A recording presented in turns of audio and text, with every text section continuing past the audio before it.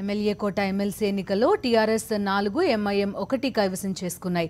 TRS నుంచి హోంమంత్రి Mahmood Ali, share Subhash Reddy, Satyavathi Rathod, ఎగ్గే Mallesham, MIM నుంచి మిర్జా రియాజుల్ హసన్ గెలుపొందారు. ఓటింగ్కు కాంగ్రెస్ సహా విపక్షాలు దూరంగా ఉండడంతో 5 అభ్యర్థుల ఎన్నిక లాంఛనమైంది. టీఆర్ఎస్ అభ్యర్థి షేరి సుభాష్ రెడ్డి, ఎంఐఎం అభ్యర్థి రియాజుల్కు 19 ఓట్లు రాగా మిగతా ముగ్గురికి 20 ఓట్లు నమోదయ్యాయి.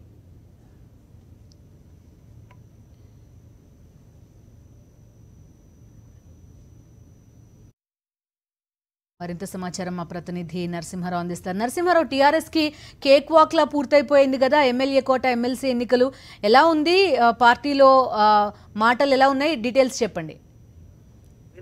ఒక రకంగా నిన్నటి వరకు ఒక రకమైన టెన్షన్ మాత్రం టీఆర్ఎస్ లో ఉండేది. కాంగ్రెస్ పార్టీ కూడా అభ్యర్థిని బరిలోకి దింపిన నేపథ్యంలో పార్టీ మారిన ఎమ్మెల్యేలతో ఓటేస్తే వాళ్లకు టెక్నికల్ గా పార్టీ ఫిరాయించిన కేసు లాంటి అంశాలు తెరపైకి వస్తాయన్న అంశం పైన కొంత చర్చ జరిగినప్పటికీ ఎప్పుడైతే కాంగ్రెస్ పార్టీ ఎన్నికల్లో బహిష్కరిస్తున్నట్టుగా నిన్న మధ్యాహ్నం ప్రకటించిన తర్వాత ఒక రకంగా పూర్తిగా ఏకపక్షంగానే ఎన్నికలు జరిగాయని చెప్పొచ్చు.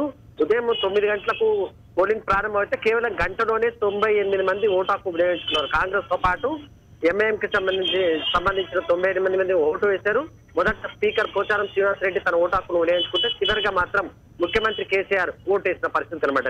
మొదటగా ఒక లెక్క ప్రకారమే దీనిపైన ఓటింగ్ ని కేటాయించారు. ఎవరెవరు ఎమ్మెల్యేలు ఎవరికి ఓటేయారనే దానికి సంబంధించి ఒక సిస్టమ్ రూపొందించి దాని బేసిగానే పోలింగ్ జరిగినట్టుగా చెప్పుకోవచ్చు.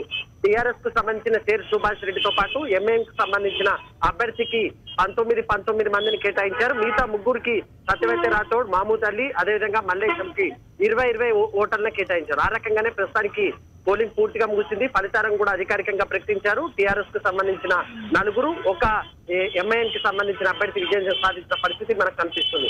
అయితే ఈ ఎన్నికల ద్వారా ఒక మైండ్ గేమ్ టీఆర్ఎస్ ఆడినట్టుగా మనకు కనపడుతుంది. పార్లమెంట్ ఎన్నికలు జరుగుతున్న నేపథ్యంలో మోరల్ గా కాంగ్రెస్ పార్టీని కొంచెం దెబ్బతీయాలి, ముఖ్యంగా ఆ పార్టీ ఎన్నికల బరిలో నుంచి తప్పుకునే పరిస్థితిని క్రియేట్ చేయాలనే మైండ్ గేమ్ ఆడింది. ఆ మైండ్ గేమ్ కి అనుగుణంగానే కాంగ్రెస్ పార్టీ వ్యవహరించినట్టుగా ప్రస్తుతం పరిస్థితి అయితే కనబడుతుంది. ఇక నేను కాసేపటి క్రితం గెలిచిన అభ్యర్థులతో మాట్లాడితే వాళ్ళు మాత్రం ఒకే విషయం చెప్పారు.